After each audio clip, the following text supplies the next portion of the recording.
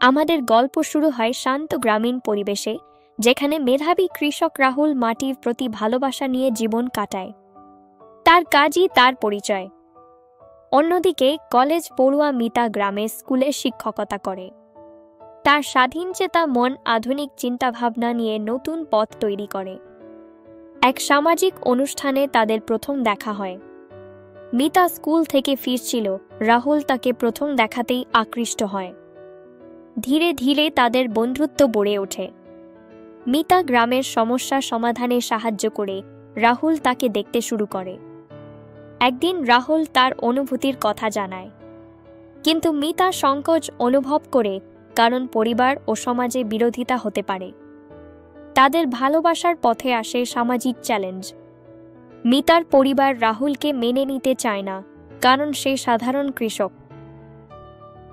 গ্রামের মনোভাব বিভক্ত হয়ে যায়, কেউ পক্ষে কেউ বিরোধিতা করে। তারা অনুভূতি আর সমাজের প্রথার মধ্যে টানাপোড়েনের শিকার হয়। রাহুল আর মিতা প্রেমের পেছনে ছুটতে ছুটতে জীবন, প্রকৃতি সম্মান করতে শিখে যায়। মিতা পরিবারকে বোঝায়, প্রকৃত প্রেম সামাজিক প্রথার বাইরে নয়। অবশেষে তারা সমাজের সব বাধা ডিঙিয়ে একে অপরকে গ্রহণ করে তাদের ভালোবাসার গল্প হয়ে ওঠে নতুন দৃষ্টান্ত।